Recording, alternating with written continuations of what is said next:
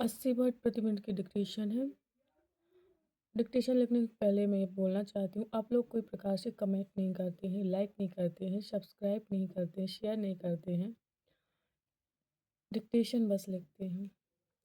मैं चाहती हूँ आप लाइक भी करें, सब्सक्राइब भी करें और शेयर भी करें और कमेंट भी करें। अगर आप कमेंट नहीं कर रहे हैं, किसी प्रकार का क्वेश्चन नहीं कर रहे हैं, तो इसका मतलब तो ये है कि आप बेवजह की पढ़ाई कर रहे हैं, बेवजह की डिक्टेशन लिख रहे हैं। या फिर हो सकता है कि आपके पास सारे क्वेश्चन के आंसर मिल गए हों। तो लेकिन कमेंट ज़रूर करिए, हमें रिस्पॉन्स ज़रूर दीजिए। चलिए स्टार्ट करते हैं। Ready, start.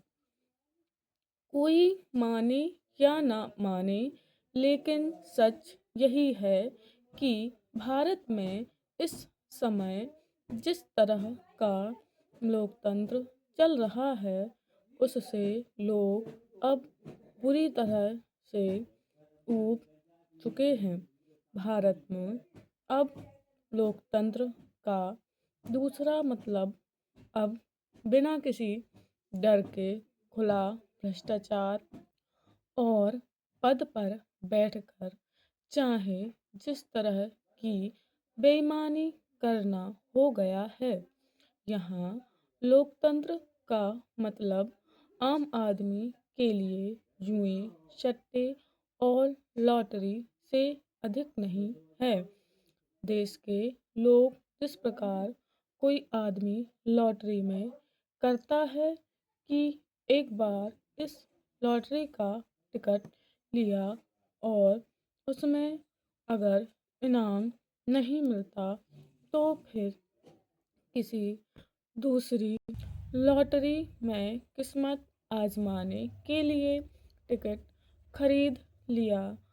कुछ वैसा ही कर रहे हैं, लेकिन यहाँ अनुभव बता रहा है कि एक बार लॉटरी में तो भूले भटके से चांस लग भी सकता है, लेकिन जिस तरह का लोकतंत्र अपने यहाँ चल रहा है, उसमें एक सच्चे, ईमानदार और केवल देश के व्याप्त हित को ध्यान में रखकर काम करने वाले नेता और उसकी सरकार की कल्पना नहीं की जा सकती। भले ही हमारे पितृ पुरुषों ने बहुत सोच समझकर संविधान को बनाया हो और उसमें आज जिस तरह का लोकतंत्र चल रहा है, उसको लोक राज्य ही सबसे श्रेष्ठ विद्या माना हो, लेकिन समय की कसौटी ने बता दिया कि लोकतंत्र के नाम पर भारत में जो ग्रहण लगा है, अर्थात भ्रष्ट, स्वार्थी और नैतिकता से विहीन पद्धति चल रही है, वैसी दुनिया की किसी अन्य शासन व्यवस्था में नहीं है। तानाशाही के बारे में कहा जाता है कि वह सबसे खराब व्यवस्था है। वहाँ पर कोई गुंजाइश ही नहीं है। सब गुलाम हो कर जाते हैं और तानाशाही जो भी कहता है उसको मानने के लिए बाध्य होते हैं। तानाशाही भी यही करता है कि उसे जहाँ भी कोई विरोधी दिखाई देता है, उसे समाप्त करने में देर नहीं करता।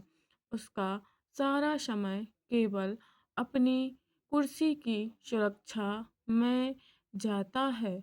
उसका सबसे पहला काम यही होता है कि अपने चारों ओर सुरक्षा की एक पक्की दीवार खड़ी कर ले और उसके बाद वह काम करता है। भारत में यदि हम अपने यहाँ लोकतंत्र के व्यावहारिक स्वरूप को देखें तो स्पष्ट होगा कि यहाँ पर चुनाव होने के बाद जो भी व्यक्ति केंद्र या राज्यों में सत्ता के शिखर पर आता है, उसका अधिकांश समय केवल इसी में लगा रहता है कि उसकी गद्दी सलामत रहे। यदि उसकी पार्टी में किसी प्रकार का असंतोष नहीं है और कोई उसे चुनौती देने की स्थिति में नहीं हो। स्टॉप।